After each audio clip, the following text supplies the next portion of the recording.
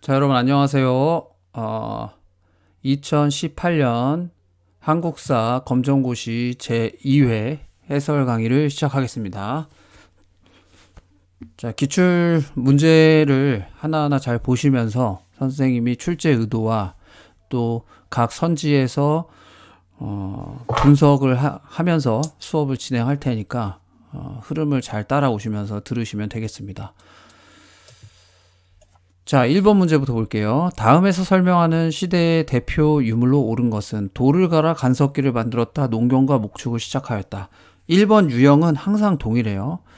어떤 생활의 특징을 보여주고 유물을 찾는 것을 묻거나 아니면 반대로 유물을 보여주고 이와 같은 시대의 대표적인 생활 특징을 묻는 유형이다. 자, 1번은 무슨 섭기?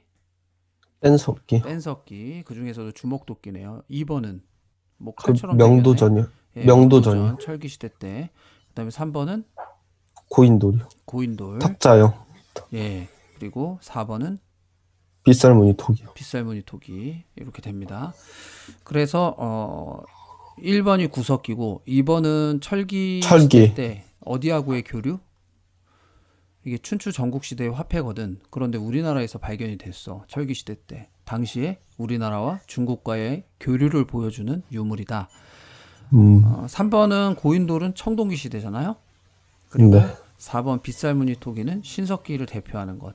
그래서 이 2번을 제외하고는 아마 2019년 2회 1회, 2018년 2회 1회에 계속 반복적으로 나오는 거라고 할 수 있습니다. 자, 2번 문제로 가겠습니다. 다음에서 설명하는 국가는 졸본을 수도로 세운 나라로 건국 시조를 조상신으로 섬겼으며 10월에는 동맹이라는 제천 행사를 열었다. 2번도 패턴이 정해져 있어요. 우리나라의 이제 고조선 이후에 부여 고구려 옥조동의 사만이 북에서부터 남쪽으로 여러 나라들이 연맹해서 세우게 되는데 이른바 연맹왕국의 시대가 시작된다고 했죠. 첫 번째는 지도에서 각 나라의 위치를 정확히 알아야 된다. 두 번째는 각 나라의 풍속이라든지 제천 행사라든지 기본적인 특징을 두세 개는 외우고 있어야 나라를 찾는 문제가 나왔을 때 혹은 그 나라의 어떤 그 특징을 찾는 문제가 나왔을 때 풀어낼 수 있다. 그러니까 요거는 반드시 나오는 거예요. 이번에도 1번처럼 2번도 반드시 나오는 유형이다. 그래서 이걸 어떻게 대비해야 하는가? 먼저 나라의 위치를 파악한다. 각 나라별로 중요한 특징 두세 개 정도를 기억한다. 그러면 선생님이 물어봅니다. 옥조의 특징 한 두 가지만 얘기해 보세요. 민며느리제랑 민며느리제. 가족 그, 공동묘장. 네, 민며느리제와 가족 공동묘. 그리고 그리고 함경도 하문평야에 위치해 있나? 네, 위치는 그렇죠. 근데 위치는 지도에서 찾을 수 있을 정도하고 각 나라의 이름 정도만 정확히 기억하면 되고 나라별 특징 두세 개는 정확하게 기억해 주세요. 동해, 동해의 특징은 동, 그 과하마하고 예, 단궁이 과마, 유명. 예, 단궁, 그리고 말은 과일 밑을 지나가는 말 과하마, 단궁, 그리고 옷은 뭘 입고 바다표범 가죽, 이른바 반어피, 어피? 아, 방, 반어피, 예, 그런 특징이 있고 부족이 우리의 경계를 침범했을 때 소나 말로 배상하게 했던 게 뭐예요? 책화. 책화, 그렇죠. 그 정도 알면 풀 수 있어요. 그리고 음, 백제는 아직 삼국시대가 아니니까 백제는 마한 세력을 통합하면서 고대 국가로 성장하는 국가이기 때문에 연맹왕국 단계에서 백제는 아직은 등장하지 않고 마한의 시대를 보내고 있는 것이고요. 고구려 같은 경우는 그 예, 졸본을 수도로 했다가 국내성으로 옮겨. 네네. 그때 당시에 특징, 초기 고구려, 연맹 왕국 시대의 고구려의 특징은 두세 가지만 말해본다면 좀 독특한 결혼 풍속이 있었어요. 사위 집을 그, 지어주는 서옥제인가? 네 서옥제 그리고 네 10월에 여기 나와 있는 무슨 행사? 동맹이라는 제천 행사. 고구려 주몽을 동명성왕이라고 해요. 그래서 그 동명성왕에게 드리는 제사를 동맹이라고 불렀습니다. 앞에 아, 동자가 동일하죠. 예, 그래서 음, 정답은 4번이 되는 겁니다. 알겠죠? 그러니까 단순히 고구려를 찾는 것보다 그렇다면 다른 연맹 왕국들, 옥저, 동해 이 나라들은 어떤 특징을 가지고 있는지를 여러분들이 좀 기억하시고 준비해 놓으시면 어떻게 문제가 치고 들어와도 헷갈리지 않고 풀어낼 수 있다. 또 객관식이다 보니까 전체를 다 모르고 두세 가지만 명확히 알아도 풀어낼 수 있거든요. 이게. 자, 그러면 3번 문제를 가보죠. 다음 설명에 해당하는 왕. 왕의 문제도 1, 2 다음에 그 다음에 왕의 문제예요. 여러 기출문제들을 풀어보시면 그 유형 패턴을 아시겠지만, 자, 백제 성왕과 연합해 고구려를 물리치고 한강 유역을 차지했고요. 영토 확장을 기념하기 위해 4개의 순수비를 건립했다. 이게 누구예요? 진흥왕. 예, 신라의 전성기를 맞이했던 진흥왕입니다. 일단 한강 유역을 차지했다라고 하면 전성기 때 왕들이 백제, 고구려, 신라가 한강 유역을 차지했었죠. 여기 나와 있는 4개의 순수비라고 했는데, 순수비라고 하는 것이 뭐냐면 왕이 직접 그 지역을 순수 찾아가서 여기가 우리 영토구나, 어떤 그 방문을 기념하기 위해서 세운 비석이 순수비다. 왕이 직접 그 땅에 찾아왔다. 그러니까 이제 나라를 크게 넓혔으니까 얼마나 자랑스럽겠어요. 그래서 찾아갔겠죠. 진흥왕이 그렇게 세운 게 4개의 순수비예요. 자, 그러면 나머지 왕들의 업적도 이것 또한 2-3개 정도는 명확히 기억할 필요가 있다. 버풍왕은요, 그 진흥왕, 불교를 수용. 예, 전때 있었고 불교 수용 대표적 업적이죠. 또 하나는 법, 금관가요. 율령, 반포. 금강가야 정복도 그렇고요. 또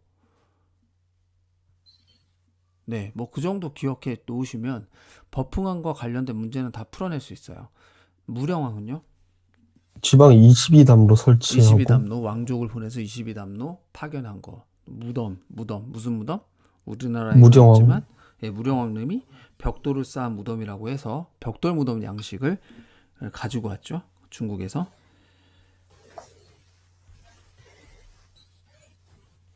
자, 그 다음에 잠시만요. 자, 그 다음에 무령왕은 그렇고, 소스림왕 같은 경우에는 고구려의 전성기 바로 전의 왕으로서 이런 업적 한 2-3가지를 명확히 한번 기억을 해본다면, 태학을 설립했고 율령을 반포했고, 네, 372년에 전진으로부터 어떤 종교를 수용했죠? 불교를 불교? 수용했다. 그 정도 기억하시면 됩니다. 알겠죠? 그래서 왕의 업적을 2-3가지는 명확히 알고 계셔야 이런 유의 어떤 왕들이 나오던지 간에 알 수 있는데, 기본적으로 그러면 아무 왕이나 다 외워야 되냐? 그렇게 많은 왕을 아니라는 거죠. 순위가 있어요. 우선 순위가. 여러분들 고구려, 백제, 신라 중에서 한 명씩 왕을 낸다면 출제위원회 입장에서 힘이 약했던 왕의 문제를 내겠습니까? 전성기 때 왕의 문제를 내겠습니까? 가장 전성기 강력했던, 그렇죠. 전성기 때 왕의 문제를 낸다는 거예요. 그러면 백제의 근초고왕, 고구려의 광개토대왕 장수왕, 그리고 신라의 진흥왕, 이 세 왕이 기본적으로는 가장 중요한 거예요. 첫 번째로. 두 번째는 그 왕이 있기까지 그냥 있는 게 아니라 발판을 마련한 왕이 있습니다. 그 왕이 고구려에는 소수리 왕이고, 그 다음에 광개토대왕 장수왕이 있는 것이고요. 그리고 신라에는 버풍왕이 있었기 때문에 진흥왕이 있어요. 진흥왕 전 때니까. 그리고 백제에는 고위왕이라고 있어요. 고위왕. 근데 왜 무령왕이 나왔느냐? 무령왕 다음에 백제에 다시 한번 전성기를 꿈꿨던 성왕이 나오기 때문에 무령왕이 나온 거예요. 자, 그러면 나라별로 딱 정리가 됐어요. 첫 번째는 가장 강력했던 전성기 때의 왕 2-3가지는 확실히 기억해 두어라. 두 번째는 그 전성기 왕이 있기 전에 왕들을 기억하는데, 다만 백제 같은 경우에는 다시 전성기를 꿈꿨던 성왕이 있었기 때문에 전성기 왕은 근초고 왕이나 성왕도 후반기 때 백제의 어떤 중흥을 전성기를 노렸던 왕으로 기억할 필요가 있고, 그리고 성왕이 있기 전에 무령왕이 어떤 지방 제도를 정비하고 또 벽돌 무덤과 같은 중국과의 교류도 활발히 했기 때문에 그 차원에서 3번의 무령왕이 나온 게 아닌가 싶습니다. 왕들에 해당하는 문제는 그런 관점으로 여러분들이 준비하시면 다 맞출 수가 있다. 4번으로 갑니다. 가에 들어갈 문화유산으로 옳은 것은 자, 명칭, 가, 소재지 경상북도 경주. 신라의 두 청년이 유교경전 학습에 힘쓸 것을 약속한 내용이 기록되어 있음. 이런 유형의 문제는 이제 문화 파트에서 나온 문제인데 방법이 없어요. 이거는 척화비, 대각국사비, 임신서기석, 사택지적비를 알아야지만 풀 수 있는 문제입니다. 정답은 몇 번이에요? 3번인데 예. 그 2번과 4번은 뭐예요? 각각? 네. 대각국사비는 대각국사라고 하는 게 국사 그 왕사 국사 제도를 고려 광종 때 두거든요. 그러니까 그 승려들을 기리기 위해서 세운 비석 정도인데 교과서에서도 사실은 등장하진 않아요. 이 대각국사, 그러니까 의천이 대표적이죠. 대각국사 의천. 그래서 고려 인종 때 대각국사 비가 세워지게 되는데 문제는 이제 보통은 그 공적을 기리기 위해서 비석을 세운단 말이에요. 네. 그러면 사택지적비는요? 네. 사택 지적비는 백제의 기족으로 추정돼요. 백제의 기족으로 추정되고요. 사택 지적비도 마찬가지로 이제 그 삼국시대 때 백제의 어떤 유물인데 백제 의자왕 때 사택 지적이라고 하는 사람이 남긴 비석이에요. 앞부분에 뭐 한 56자 정도가 기록되어 있고요. 부여에서 사택 지적비가 나왔죠. 그래서 왜 우리가 미륵사 익산에 미륵사 관련해 가지고 이 사택 지적의 기록이 나오면서 미륵사지 석탑에서 그걸 이제 복원 준비하는 과정에서 이렇게 나왔죠. 그래서 이 사택 지적비는 백제의 귀족으로서의 비석이다 정도로 기억하시면 될 것 같습니다. 자, 이해되셨나요? 네. 그래서 뭐 백제 무왕이 무왕의 어떤 왕후가 성이 사택이다. 사택 그래서 사택의 어떤 그 딸이다. 네. 뭐 이 인물은 국내의 역사책에는 등장하지 않고 일본 서기나 사택 지적비에는 등장하는데 뭐 거기까지 문제가 나올 것 같지는 않고 대략적으로 이것은 백제의 비석, 대각국사는 의천, 고려의 비석 정도로만 기억하시면 될 것 같습니다. 아시겠죠? 그 나라만 기억하면 된다는 거죠. 네. 이거 자체를 묻는 문제는 나오지 않을 것 같아요. 아이, 그리고 척화비는 반면에 1871년에 신미양요 후에 흥선대원군에서. 흥선대원군이 세운 비석이죠. 전국 방방곡곡에 양의 네. 침범, 비전직화, 주화매구 해석하면 서양 오랑캐가 침범했을 때 하치는 맺자고 한 건 나라를 파는 것이죠. 그렇죠. 싸우지 않는 것은 곧 화평하자는 것이요. 주화, 매국. 이것은 곧 화평은 뭘 주장하는 것이다? 매국. 나라를 매국을. 파는 것을 주장하는 것이다. 그래서 어떤 경계를 서양 세력에 대한 경계심을 나타낸 비석이 되겠습니다. 자, 5번입니다. 다음에서 설명하는 인물은 고려를 건국하고 후삼국을 통일하였다. 훈요 10조를 후손에게 남겼다. 라고 했습니다. 고려의 선생님이 4명의 왕, 포킹, 발음을 조심해야 된다고 그랬어요. 포킹, 누구였어요? 왕건하고 네. 광종하고 성종하고 공민왕? 공민왕까지. 그 왕이 돌아가면서 출제돼요. 여기 왕건이 나온 것이고요. 정답은 1번이 되겠죠. 이거 첫 번째 항목만 봐도 왕건이라는 게 딱 나와. 네. 그렇게 되면 이제 공부가 된 거고요. 훈요 10조 10가지 해당하는 어떤 지침 이런 것들을 후손에게 남기기도 했었죠. 자, 묘청은요. 묘청은 서경천도금도 물론 실패하긴 했지만 어떤 풍수지리 그리고 네. 문나라에 대해서 정벌해야 된다라는 좀 강력한 주장, 사대를 거부했던 그 인물이고요. 김부식은 역사책을 썼죠. 고려 그 시대 때. 묘청과 반대되는 사람이죠. 네, 삼국사기였고 또 묘청하고는 반대되는 개경파의 대표 귀족이기도 했습니다. 자, 이자겸은 자기네의 딸 3명을 인종에게 시집 보내면서 무소불위의 권력을 차지하게 되고 그 과정에서 이제 인종의 견제를 받게 됨을 알게 되고 난을 일으키죠. 그리고 이제 같은 편 척준경에게 축출돼요. 그리고 나중에 척준경도 축출되기도 하죠. 그래서 문벌귀족 사회의 어떤 붕괴를 불러오는 이자겸의 난의 중심이 되었던 인물이 이자겸이다 라는 것을 기억해 주시면 되겠습니다. 자, 6번 문제로 갈게요. 다음 설명과 관련 있는 종교는 통일신라에서는 원효가 정토신앙을 보급했다. 몽골과의 항쟁 과정에서 8만 대장경을 조판하였다. 자, 이것과 관련된 종교는 뭐겠어요? 당연히 불교. 예, 불교겠죠. 그러면 도교하고 관련된 거라면 어떤 내용이 들어갈까요? 도교하고 관련된 거는? 그 일단- 백제, 금동, 배양도. 네, 그 대표적인 유물이죠. 근데 도교의 어떤 특징, 자연을 강조한다든지, 신선이 나온다든지, 그리고 현세의 어떤 복을 추구하는 현세의 구복이 나온다든지 이러면 도교예요. 그리고 지금 나왔던 백제금동 대학로라든지 산수무늬 벽돌이라든지 사신도라든지 이런 것들이 다 이 도교의 교리하고 연결된 문화재로서 대표적인 것입니다. 도교는 많이 출제가 됐었거든요. 그런 의미에서 도교는 한번 정리를 해두시고요. 불교가 이제 정답이고 유교라고 했을 때는 이제 기본적으로는 그 유학이죠. 유학.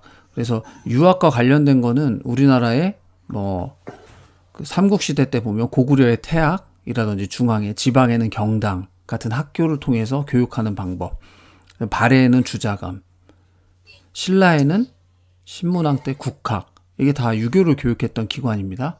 고려에는 국자감, 그리고 조선에는 성균관, 이게 대표적인 유교 교육 기관이라고 할 수 있어요. 그런 이야기가 나올 가능성이 있다. 유교는. 천주교는요. 천주교는 서학의 이름으로 들어왔잖아요. 서쪽의 학문이라는 이름. 그래서 줄여서 서학이라고 했는데 처음 종교로 들어온 건 아니에요. 조선 후기 실학자들을 바탕으로 들어오게 되죠. 이 서학이라는 이름으로.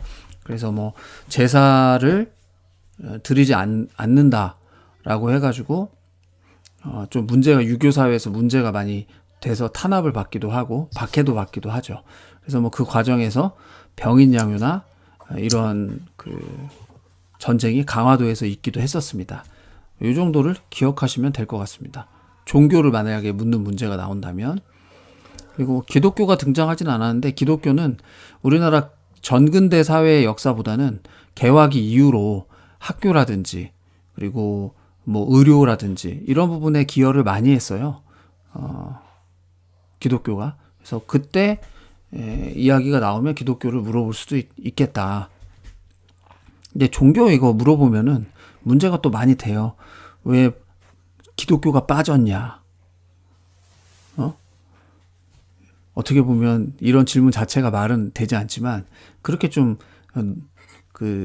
깐깐하게 또 물어보는 경우도 있기 때문에 종교 자체를 물어보기보다는 어떤 유물을 묻는다든지 그것을 교육했던 기관을 물어본다든지 그게 더 중요하지. 종교 자체보다는 그래서 이 종교가 우리나라 역사 속에서 어떤 문화재를 남겼는지 그리고 어떤 기관에서 교육을 시켰는지 어떤 활동을 했는지 그거 아는 게 더 중요하지. 종교 자체를 도교, 불교, 유교, 천주교를 찾는 문제는 이거 자체를 묻는 문제는 나오지 않을 것 같아요. 선생님 생각에. 자, 7번. 조선 후기에 나타난 경제생활 모습은 우경의 시작, 청해진 설치, 이항법의 확산, 해동통보 주조. 3번이요. 네, 3번 이항법의 확산. 모내기라고도 해요. 모내기라고도 하고요. 그리고 그럼 다른 걸 보시죠. 우경의 시작은 언제 처음 등장합니까?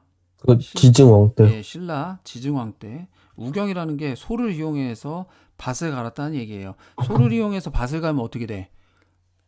인력이 쟁기가 이제 밭을 갈잖아. 소 등에다가 막 이렇게 멍에를 씌우고 걸쳐가지고 그러면은 땅이 깊게 파여져. 땅이 깊게 파여지면 공기가 잘 들어가. 공기가 잘 들어가면 네, 부영양화. 그러니까 땅의 지력이 좋아진다고. 영양소가 풍부해져. 미생물의 활동이 많이 되니까. 그러면은 미생물의 활동이 많이 돼서 땅의 지력이 좋아지면 수확량도 어떻게 되겠어요? 더 증가해요. 그렇죠. 더 증가하게 되겠죠. 그래서 우경의 시작이라고 하는 것은 뭐 소를 이용해서 농사를 짓는 게 중요해요, 선생님. 엄청 중요한 거예요, 이게. 무슨 얘기인지 아시겠죠? 하긴 사람이 힘으로 내리치는 것보다 확실히 더 깊게 들어. 그렇죠. 자, 그 다음에 청해진 설치 보겠습니다. 청해진 설치는 이거 언제입니까? 흥덕왕 때요. 네, 흥덕왕 때 누구? 선생님이 장보고 그 어디 갔다고? 장보고가. 어느 시장에서? 그 청해진 시장에서 장보고 갔다 그랬어. 청해진 시장은 어디 있다고? 전라남도? 완도요. 완도에 있어. 완도에. 자, 이해되시죠? 예, 진짜 청해진 시장이 있다는 게 아니라 청해진은 해상 기지예요. 네, 선생님이 좀 외우기 편하게 그렇게 한번 만들어 봤습니다. 네. 별로 표정은 외우기 쉽지 않은데 그런 얘기를 왜 하나 그런 표정이에요. 자, 넘어가겠습니다. 자, 해동통보는 고려 숙종 때 화폐입니다. 고려 숙종 때 화폐로 기억하시면 될 것 같고, 고려시대 때 화폐가 사실 많이 유통이 되지는 않았습니다. 그래서 주로 물물 교환으로 많이 했었고요. 그리고 뭐 고액 화폐인 은병처럼 생긴 것이 있었죠. 그 이름 혹시 아세요? 그런 게 있나? 네, 그런 게 있어요. 고려의 은병. 그 그거 뭐였어?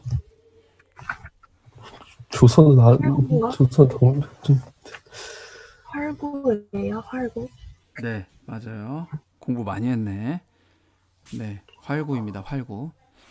활고요. 네, 오히려 그 문제 중에서 해동 통보 이런 거보다는 은병, 활구, 고려시대 때 고액 화폐가 존재했었다. 은에다 동을 섞인 건데 호리병처럼 생겼어, 모양은. 그런 것도 있었다. 아시겠죠? 자, 넘어갑니다. 8번. 다음에 설명하는 인물은 조선 후기 실학자로 목민심서 경세위포를 저술했고요. 거중기를 만들어 수원 화성축제에 이용했다. 이익 유영원 정약용 홍대용. 정약용이요. 네, 정약용이죠. 정약용 대단하신 분이에요. 그러니까 책도 많이 쓰셨고 또 수원 화성에 거중기를 만들어 가지고 화성을 건축하는데도 기여하신 바가 크다.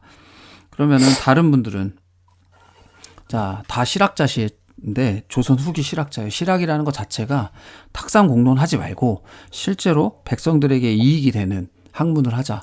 크게 두 유형으로 나눠요. 농업계통의 실학자 그리고 상업계통의 실학자. 여기 앞에 세 분은 농업 중심의 실학자고 홍대용은 어떤 상업 부분의 실학자로서 역할을 합니다.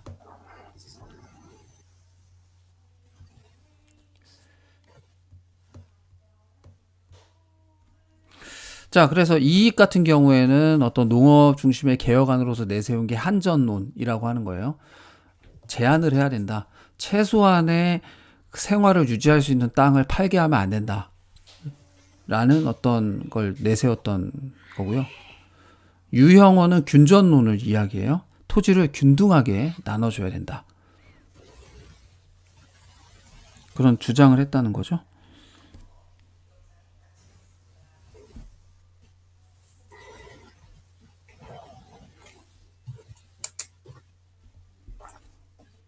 네, 그 다음에 이제 홍대용 같은 경우에는 그 지구가 돈다라고 하는 지전설, 그리고 상공업 육성, 이런 주장을 했던 실학자로서 유명하죠.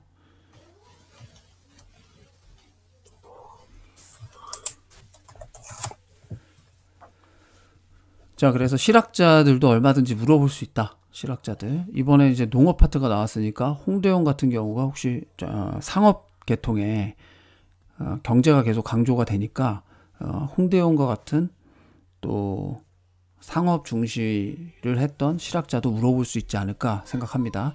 자, 9번 임진왜란 시기에 있었던 사실로 옳은 것은 이순신의 수군이 활약했다. 후군과 형제관계를 맺었다. 황룡사 구축목탑이 소실되었다. 인조가 삼전도에서 굴욕을 당했다. 임진왜란이라고 했어요. 조선시대 1번이요. 큰 전쟁 2번 있었죠. 그 중에 이제 먼저 일어났던 게 임진왜란인데 임진왜란 때 이순신의 수군 활약했다. 예, 이 수군이 활약했기 때문에 전라남도의 곡창지대를 지켜낼 수 있었죠. 그래서 뭐 신에게는 12척이 있다. 노량해전 같은 경우에 아주 명량해전 아니 12척이면 명량으로 그렇죠. 명량해전이고 노량해전은 끝까지 전사하면서까지 나의 죽음을 알리지 말라라고 했던 전투가 되겠습니다. 그 다음에 후군과 형제관계를 맺었다. 이건 이제 그 다음에 조선의 큰 전쟁 두 번째가 병자호란인데 1627년 정묘호란이 있고 1636년 병자호란이 있어요. 먼저 형제관계를 요청했던 거는 정묘호란 때입니다. 그리고 두 번째는 군신관계요. 예, 임금과 신하관계를 요구했다가 거부하자 직접 태종이 군대를 끌고 들어와서 굴욕적인 항복을 했던 것이 인조고 그 장소가 삼전도예요. 요거는 병자호란에 해당되는 내용이네요. 황룡사 구축 목탑은 언제 소실이 됐죠? 그 몽골 네, 항쟁 때. 신라 선덕여왕 때 세워졌다가 몽골 침략기 때 소실이 됐습니다. 뭐 이때 구축 목탑만 소실된 게 아니라 처음 지었던 초조대장경, 고려시대 때 대장경도 불타 없어지기도 했었죠. 잠깐만요. 애들이 자, 10번 문제 보겠습니다. 10번 가에 들어갈 말로 적절한 것은 고려말 권문세족은 불법으로 대농장을 차지하고 농민을 노비로 삼았어. 그래서 공민왕은 신돈을 등용하여 뭐를 설치하고 권문세족을 견제했어. 자, 의정부, 그 전민- 도병마사, 교정도감, 전민변정도감 뭐죠? 4번이요. 예, 전민변정도감. 그러니까 여기서 물어보는 거는 고려의 4킹, 4명의 왕을 기억해야 된다고 했는데 공민왕의 업적에 대해서 알고 있는지를 물어본 문제예요. 그러니까 고려 문제가 지금 왕의 문제가 두 문제가 나온 거예요. 두 문제가. 그래서 아주 중요하다. 공민왕은 또 나올 수 있다 이번에도. 의정부는 조선시대 때 중앙정치기구로서 영의정, 우의정, 자의정 3정승이 국정의 어떤 중요한 결정을 했던 것이죠. 그리고 도병마사 같은 경우에는 고려의 왕의 직속으로 된 고려의 독자적인 기구로서 국방이라든지 이런 것들을 결정하는 귀족회의 기구의 성격이 있었고요. 그리고 교정도감 같은 경우는 무신집권기 때 최충원이 세웠던 최고의 권력기구가 교정도감이 되겠습니다. 자, 11번으로 갑니다. 다음에서 설명하는 사건은 요동 정벌에 반대하던 이성계가 압록강 유역에서 군대를 되돌려 최영을 제거하고 정치 권력을 장악한 사건이라고 했어요. 이게 뭐죠? 홍건적 격퇴, 위화도 해군, 대마도 정벌, 사군 육진 개척. 어떤 거예요? 위화도 해군. 네, 위화도에서 회군한 1388년에 있었던 사건이죠. 홍건적 격퇴는 이제 고려 말에 왜구와 홍건적의 침입이 있었는데 그때 이성계나 최영 장군이 홍건적을 막아냈죠. 그리고 대마도 정벌은 그 무슨 장군인데? 이종무 장군, 네, 세종 대왕 때. 그럼 고려 말에 박위가 그 대마도를 또 정벌하긴 했어요. 고려 말에. 그런데 교과서에서는 세종 대왕 때 이종무를 보내서 정벌했다라는 기록이 더 중요하게 나오고 다뤄지고 있으니까 대마도 정벌하면 세종대왕 때 이종무 장군을 보내서 대마도를 정벌했다로 기억하시는 게 좋겠습니다. 사군 육진 개척은 이것도 역시나 세종대왕. 예, 세종대왕 때. 그래서 세종대왕도 너무 중요하다고 그랬어요. 세종대왕은 괜히 대왕이 되신 것이 아니다. 한글만 만드신 게 아니라 문화적, 군사적 업적까지 아주 많은 업적을 남기신 분이다. 사군육진에 사군의 김종서, 최윤덕, 육진의 김종서 장군들을 보내서 오늘날과 같은 한반도의 국경을 경계를 확정지었다라는 의미를 두고 있습니다. 자, 그래서 정답은 2번이 되는 것이고요. 12번으로 가죠. 가에 들어갈 문학 작품으로 옳은 것은 조선 후기 서민 문화가 발달하면서 한글로 쓰인 문학 작품들이 널리 익혔다.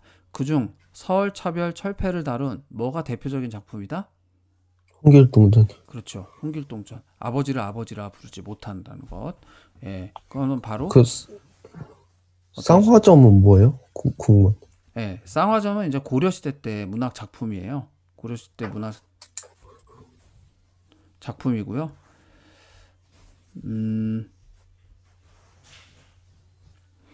그리고 양반전은 박지원이 어떤 양반의 허례 의식 이런 것들을 이제 문제 제기한 거고요. 이것도 마찬가지입니다. 쌍화점도 그 어떤 좀 태폐적이고 문란했던 부분에 대한 그 문제 제기를 했던 고려 가요, 고려 시대 때 가요, 충렬왕 때 고려 가요이고요. 열하일기는 박지원이 쓴 일종의 기행문 같은 거라고 할 수 있죠. 자, 그래서 정답은 홍길동전이 되겠습니다. 자, 다음 문제로 갈게요. 가에 들어갈 말로 옳은 것은 성종 때 완성된 조선의 통치 규범을 담고 있는 법전은 뭡니까? 속대전, 대전회통, 경국대전, 대종통편. 어떤 거죠? 대전. 경국대전. 네, 경국대전. 조선에 꼭 기억해야 될 왕이 7명이 있다고 그랬어요. 누구?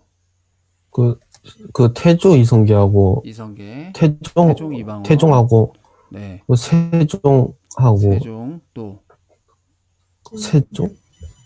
세조, 그 다음에 성종, 바로 이 경국대전을 편찬한 성종, 그 조선 후기에 탕평책을 추진했던 영조와 정조요. 예, 정조까지 기억하시면 되겠습니다. 자, 그리고 이제 다른 법전들 보면 속대전은 왜 영화도 속편이 있잖아. 경국대전이 있는데 영조 때 일종의 속편 형식으로 법전을 냈어요. 그게 속대전입니다. 영조 때. 대전회통은요. 대전회통은 흥선대원군 때. 선생님이 기억할 때는 대전회통의 이 희응하고 흥선대원군의 희응하고를 연결지어가지고 희응이 들어가면 대전회통은 희응이 들어가기 때문에 이건 흥선대원군 거야. 이렇게 좀 암기하기 쉽게 선생님 나름대로의 어떤 법칙을 세워가지고 외우기도 했었던 기억이 납니다. 활용하실 수도 있고요. 자, 그 다음에 대전통편은 정조 때예요. 정조. 대전통편은 정조 때. 그래서 대전회통, 대전통편 헷갈리잖아요. 그래서 선생님이 이 두 가지를 보통은 이제 기억하기 위해서 희응이 들어가는 건 흥선대원군이다. 흥선대원군의 흥에 희응이 들어가서 그런 식으로 좀 단순하게 외웠던 기억이 있습니다. 자, 정리되셨죠? 14번으로 가죠. 14번으로 갑니다. 가에 들어갈 사건으로 옳은 것은 주제, 가의 전개 과정. 자, 1일차 우정총국 개국 축하연을 기회로 거사함. 2일차 김옥균 등 개화파가 개화당 정부를 수립함. 그리고 3일차 청군의 개입으로 3.1천하로 막을 내림. 3.1천하, 김옥균. 이게 누구예요? 바로 갑신정. 네, 갑신정권 급진. 때 급진 개화파들이 너무 급하게 추진하다 보니까 3일 만에 실패를 하게 됐다고 그랬습니다. 그게 1884년 갑신정변이 되겠고요. 아관파천이라고 하는 것은 우리나라 고종이 국왕이 러시아 공사- 공사관으로 피신했던 사건이죠. 1년간 1896년대 1897년에 황궁에서 황제로 취임하게 되죠. 대한제국의 황제로요. 을미개혁은 1895년 을미사변 이후에 예, 을미사변 이후에 가보개혁이 잠깐 끊겼다가 3차 가보개혁이라고 하기도 하고요. 을미개혁 해가 바뀌었기 때문에 을미개혁이라고 부르기도 합니다. 대표적인 개혁 내용으로는 단발령이라든지 또 태양력 이런 부분들이 있습니다. 신미양요는요. 제너럴 셔먼호가 침몰된 것에 대해서 책임을 묻기 위해서 미국이 쳐들어온 거고요. 강화도에서 우리나라 어제연이라든지 이런 그 조선의 수군들하고 이름 없는 용사들하고 같이 싸워서 광성보 전투에서 막아냈었죠. 그게 신미양요입니다. 자, 15번으로 갑니다. 밑줄 친 이 조약에 해당하는 것은 일본이 대한제국의 외교권을 빼앗은 이 조약은 체결 절차의 강제성 때문에 늑약이라고 부르기도 한다. 뭐예요? 을사늑약이요. 을사늑약. 대표적인 게 외교권 박탈이거든요. 그리고 통관부를 설치했죠. 그래서 을사늑약을 물어보려면 네, 지금 조약이라는 표현도 안 쓰는데 을사늑약이라고 부르거든요. 강제성을 강제적으로 체결된 거기 때문에. 네, 그래서 을사늑약을 물어볼 때는 반드시 어떤 것을 네, 통관부 설치라든지 외교권 박탈을 물어볼 것이다 라는 것이에요. 자, 그 다음 그 옆으로 가시면은 2번에 한성조약이라고 돼 있어요. 한성조약. 한성조약은 갑신정변이 끝나고 나서 조선에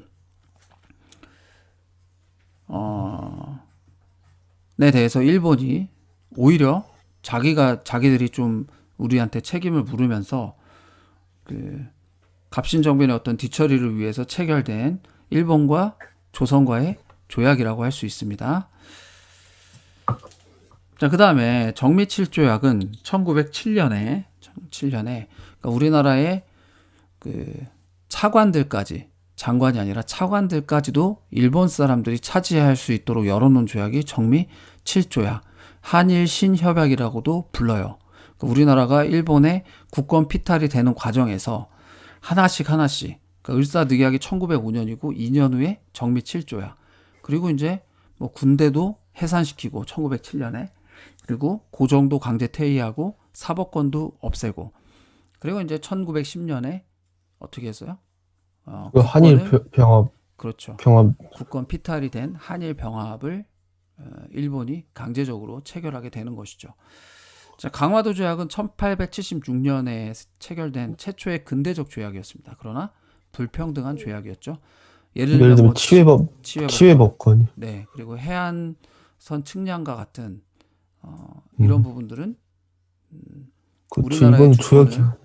네, 침해하는 주권 내용이죠. 완전 무시하거든. 네, 그런 문제가 있다. 자, 16번 다음 설명에 해당하는 신문은 서재필이 정부의 지원을 받아 창간한 신문으로 독립문 건립에 관한 지지 기사를 보도하였다. 네, 독립협회를 세우잖아요. 독립협회를 서재필이 세우죠.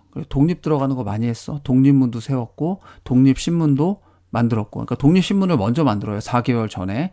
그리고 그 여론을 받아서 독립협회를 만들고 독립문을 만들고, 또 만민공동회라든지 뭐 100 정도 올라와서 연설했다고 하는데, 또 관하고 같이 하는 관민공동회라든지 이런 것도 개최했다. 독립협회에서. 그래서 서재필이 독립협회하고 연결 지었을 때는 독립 들어가는 거 참 많이 했다. 기억하시면 되고요. 한성순보는 최초의 우리나라의 신문이에요. 며칠에 한 번씩 내냐? 순이 열흘순이거든요. 그러니까 10일에 한 번씩 냈던 우리나라 최초의 신문이고요. 독립신문이 정답이고, 황성신문은 위에서 얘기했던 을사늑약에 대한 부당함을 알리기 위해서 그 장지연의 시일야 방송 대곡이 실려가지고 유명해졌죠. 근데 이제 장지연이 나중에 친일파로 돌아서는 바람에 좀 아쉬움이 남기도 합니다.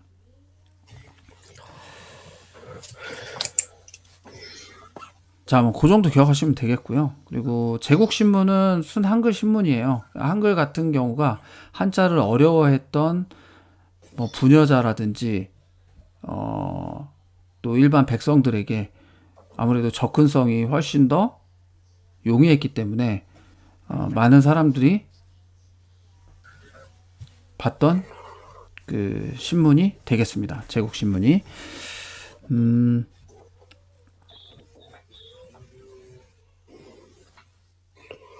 네.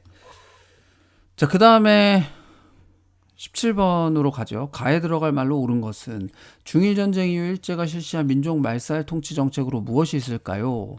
치안유지법은 20년대고요. 25년 정확히. 조선총독부 설치한 건 10년대 일제 강점 이후에, 그치? 일본식 성명을 강요했다. 이른바 창씨 개명. 우리나라 이름 못 쓰게 하고, 조선 말도 못 쓰게 하고, 그리고 신사참배에 강요하고, 또 물자 다 뺏어갔잖아. 그렇죠. 국가 총동원법을 발표해가지고 네, 강제징용, 그리고 일본군 위안부 이런 문제들이 이어지는 거죠. 3번이고요. 동양척식 주식회사를 설립한 건 일제강점기 2년 전이었던 1908년 설립합니다. 그리고 일제강점기 이후에 토지조사 사업이라고 하는 것을 통해서 우리나라 땅을 엄청나게 뺏어가요. 그 뺏어갔던 땅을 어디서 관리했냐? 동양척식 주식회사에서 관리했어요. 그러니까 이 동양척식 주식회사, 줄여서 동척이라고 부르는 이 회사가 얼마나 악랄했으면 나중에 이제 나석주가 의열단의 나석주가 이 동양척식 주식회사에다가 폭탄을 투척하기도 하거든요. 그래서 예전에는 어떤 문제가 나왔냐면 일제강점기 이후에 토지조사 사업 때 동양척식 주식회사가 빼앗긴 토지를 관리하다 보니까 학생들이 일제강점기 전에 세워진 이 동양척식 주식회사를 일제강점기 때 세워진 회사로 잘못 알고 있더라고. 그래서 2년 전에 1910년 되기 2년 전에 세워진 회사가 동양척식 주식회사다. 요걸 좀 기억하세요. 자, 다음 18번. 가에 들어갈 단체로 옳은 것은 수행평가 보고서 주제가 고등교육기관 설립을 통한 실력 양성, 이상재, 이승훈 등 한민족 1천만이 한 사람이 이런 식이라는 구호로 모금운동을 전개했다. 고등교육기관. 고등교육이면 고등학교 교육입니까? 대학교 교육입니까? 지금 현재도.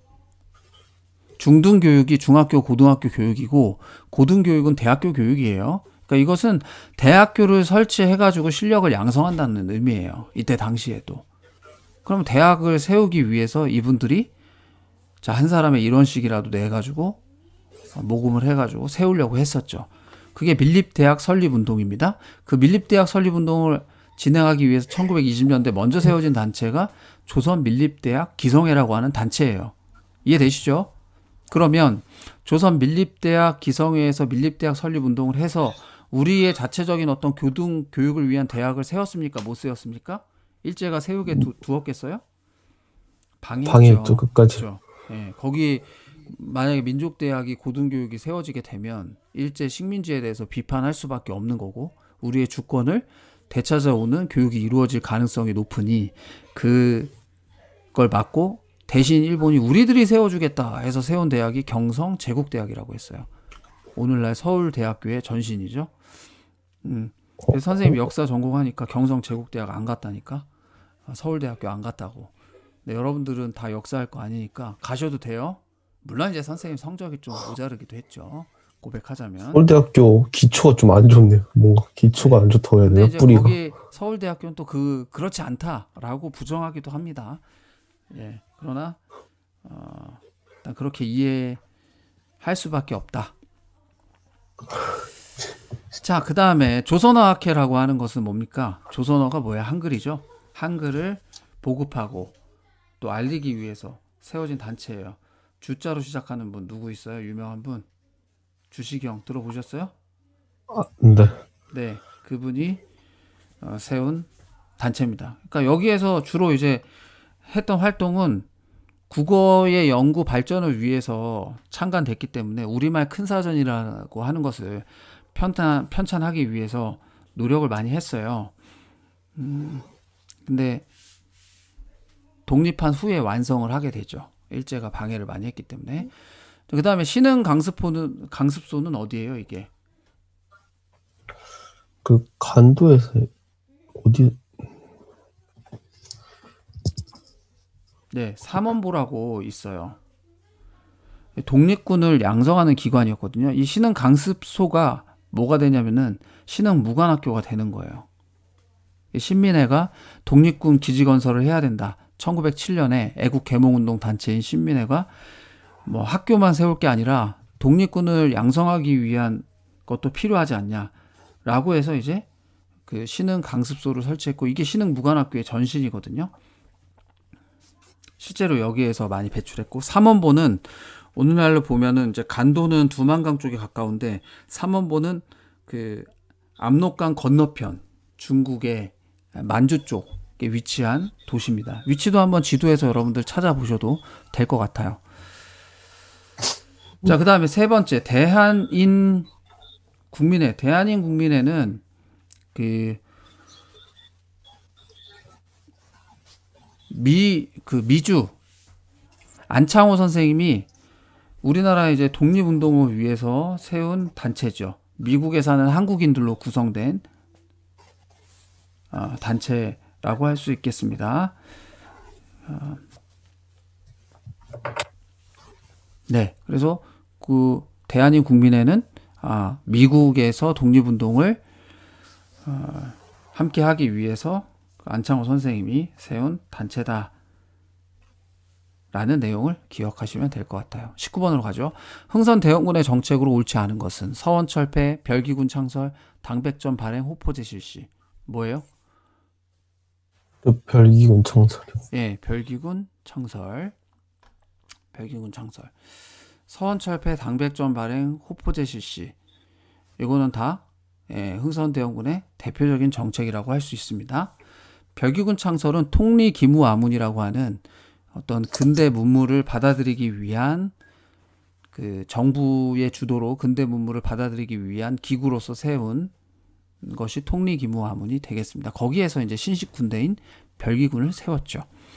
자, 20번으로 갑니다. 다음에 설명하는 민족운동은 사진은 순종의 장래 행렬이다. 이날 학생들의 주도로 서울 곳곳에서 만세 시위가 벌어졌다. 자, 순종이라고 그랬어요. 고종의 장례식 때는 3.1운동이고요. 순종의 장례식 때는 무슨 만세운동입니까? 1926년에 60만세운동이에요. 학생들이 주도했고요.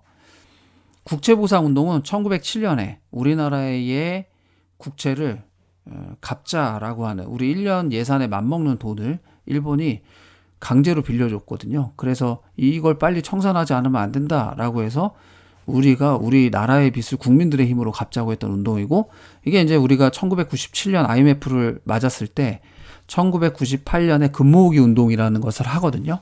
IMF 관리 체제를 벗어나기 위해서 그 정신이 됐던 운동이 국채보상 운동이에요. 중요한 운동이죠.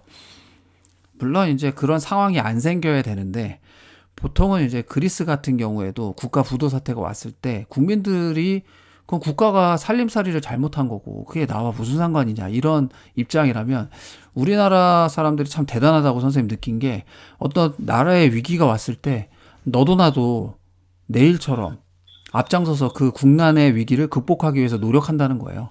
이번에 코로나19 극복하는 것도 보세요. 예, 이제 우리나라가 정말 대단한 선진국에 올라섰다.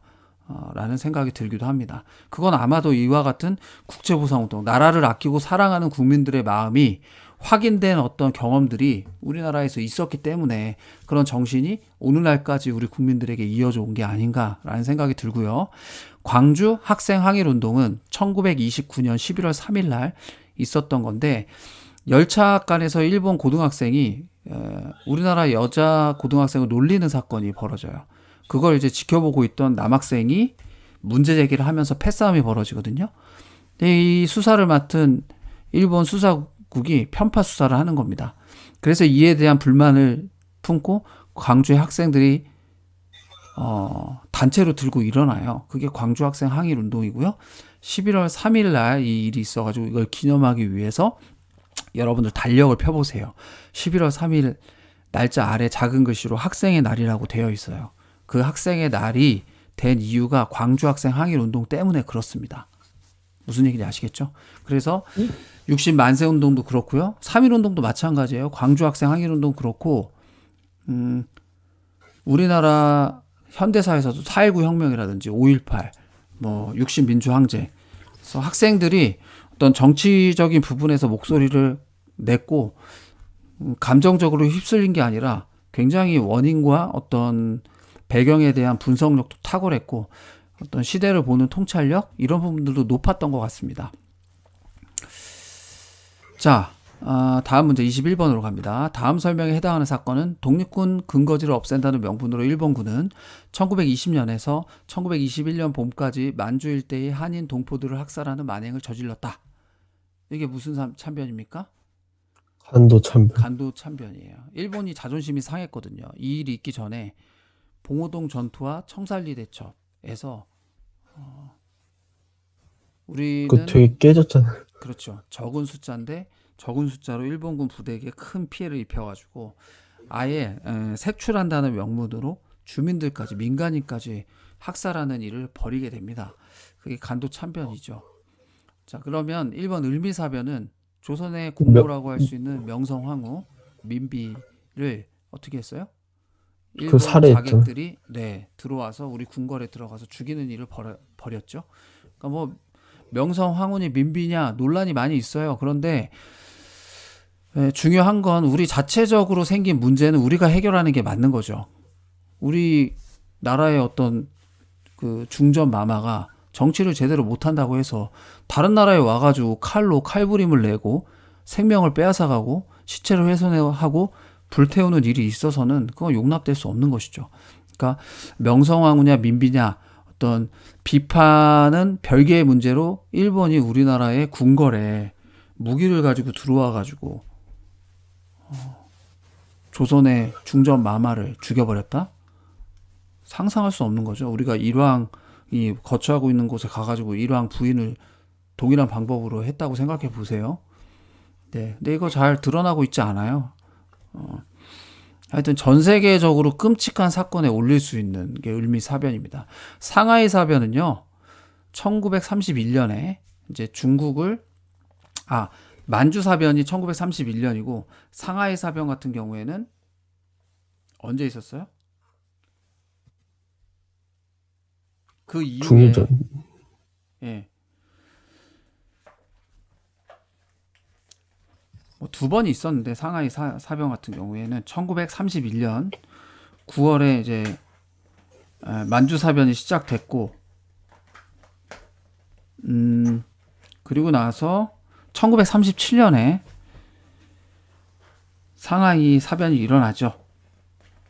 그리고 이제 중일 전쟁으로까지 이어지게 되는 계기가 되는 사건이다 라고 할 수 있겠습니다. 알겠죠?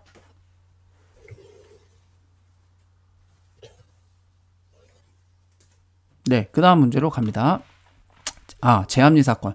제합리 사건은 그 일제가 3.1운동을 아주 무자비하게 탄압했던 대표적인 사건인데, 제합리 교회가 있어요. 제합리 교회에 마을 사람들을 가둬놓고 밖에서 문을 걸어 잠그고 총으로 난사하고 불로 태워갔거든요.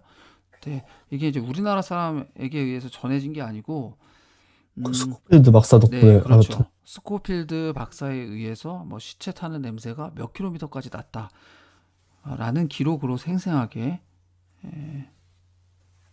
남겨놨었죠. 그래서 그 아주 잔인한 3.1운동을 진압했던 사건. 그러니까 그런 식으로 탄압을 하니까 우리가 처음에는 만세 시위, 비폭력으로 가다가 이렇게 너무 탄압이 무자비하게 이루어지니까 내 가족은 지켜야 되지 않습니까?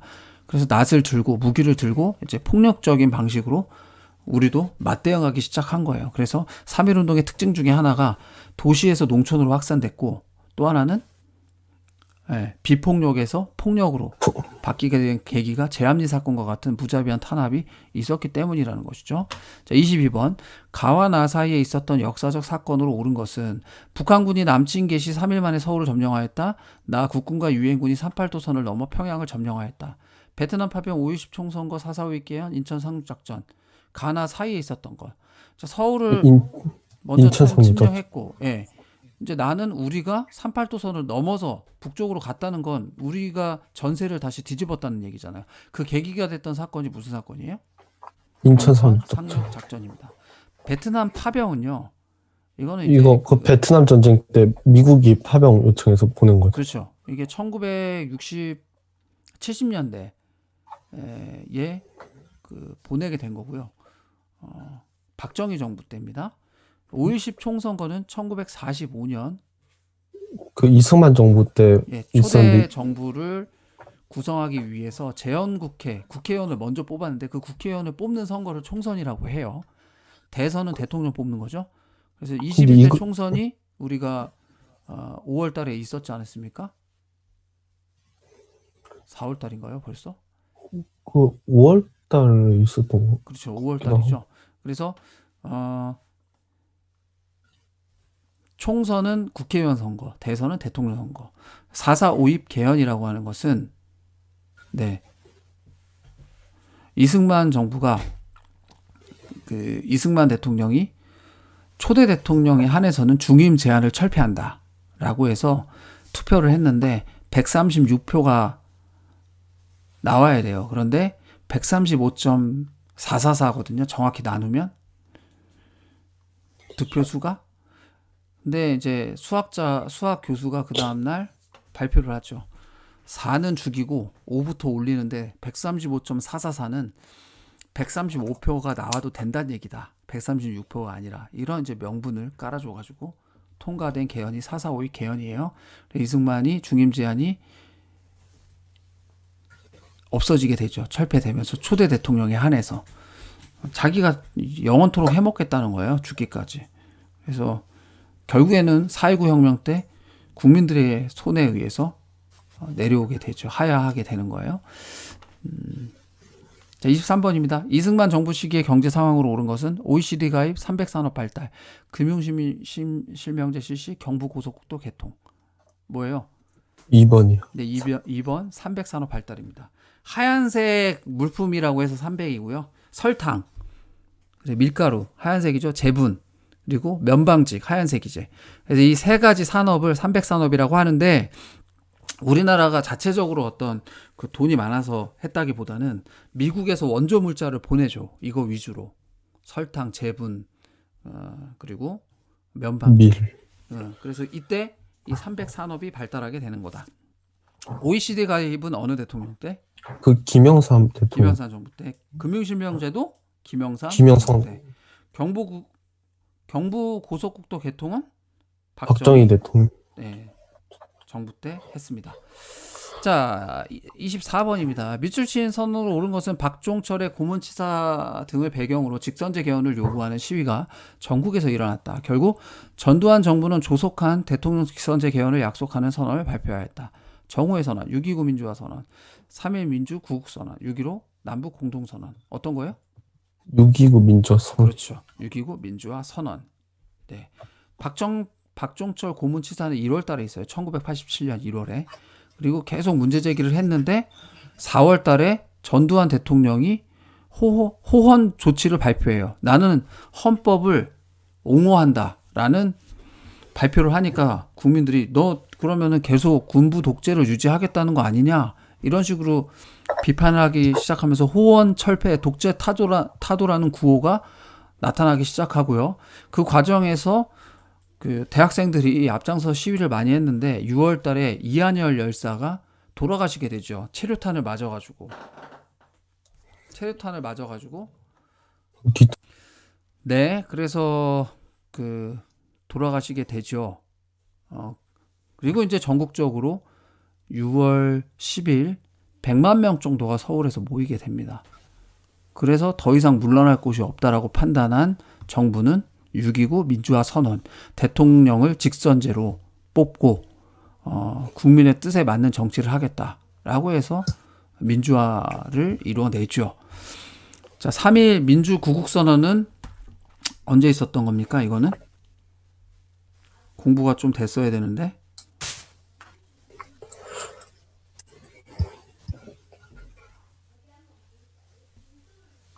(1976년 3월 1일) 명동성당 때, 명동성당에서 3.1절 기념 미사를 할 때, 그때 당시에 이제 박정희 이 군부 정부에 대한 독재 이 부분을 문제 제기를 한 선언을 뭐 지금 여러분들 잘 아시는 김대중 전 대통령이라든지 함석헌 선생님이라든지 이런 분들이 중심이 돼서 선언을 했어요. 명동성당에서.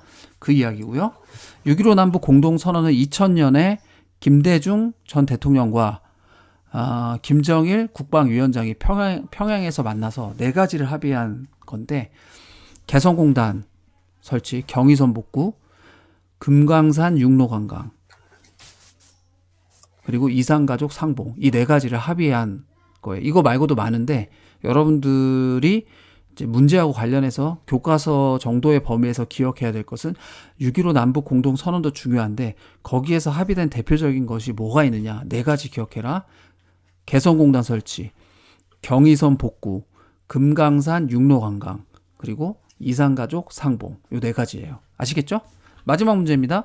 다음 사실이 있었던 정부로 옳은 것은 남과 북의 정상이 만나다 햇볕 정책이 추진된 이후 남북 교류가 확대되고 상호 협력 사업이 더욱 활성화되었다. 그 결과 분단 이후 최초로 남북 정상회담이 개최되었다.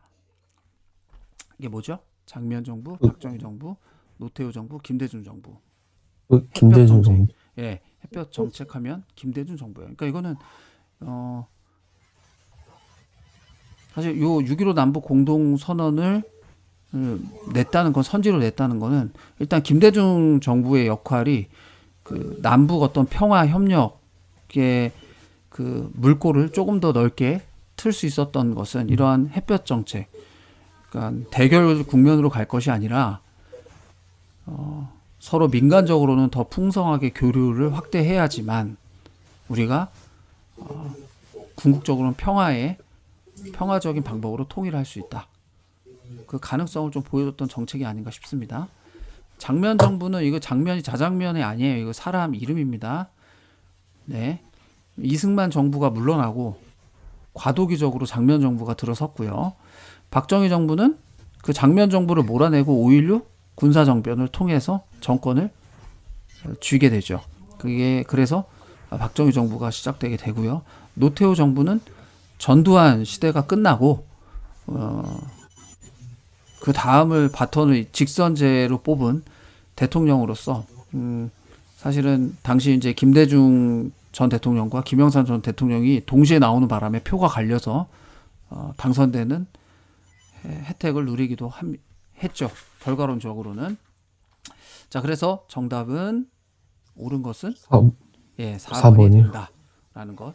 그래서 현대사에서는 여러분들이 통일 관련해서 문제가 좀 많이 나오는데 그 중에 하나가 이 김대중 정부의 6.15 남북 공동선언입니다. 그리고 7.4 남북 공동선언은 우리나라의 어떤 통일의 원칙을 3가지 제시했어요. 자주적, 민족적, 민족 대단결, 그리고 평화적. 이 3가지 원칙을 제시한 거고 1991년에 남북 기본 합의서라고 하는 게 있습니다. 그리고 그것을 체결하기 전에 유엔 동시 가입도 1991년에 했었어요. 그리고 남북 기본 합의서에는 양쪽의 체제를 인정하고 받아들였다는 의미가 있어요. 어느 정도는. 서로의 체제를 인정한 상태에서의 평화적 통일을 지향했던 남북 기본 합의서. 그리고 2000년에 6.15 남북 공동선언. 그래서 통일과 관련해서는 이 3가지가 돌아가면서 나오니까 72년에 7.4 남북 공동선명, 그리고 91년에 남북 기본 합의서, 2000년에 6.15 남북 공동선언은 다시 한번 꼭 정리를 해 놓으시면 좋을 것 같아요. 그리고 현대사 부분의 정치 문제도 3가지가 돌아가면서 나와요. 4.19 혁명, 5.18 광주 민주화 운동, 그리고 60 민주항쟁. 60 민주항쟁의 결과로 6.29 민주화 선언이 이루어진 거거든요. 그러니까 요것도 3개가 4.19 혁명 나왔다가 그 다음 해에는 광주 민주화 운동 나왔다가 그 다음 해에는 60 민주항쟁이 나와요. 물론 4.19 혁명과 60 민주항쟁이 가장 많이 출제되는 경향이 있습니다. 아시겠죠, 여러분들? 네, 이렇게 해서 2018년 2회 한국사 기출문제 해설을 마치겠습니다.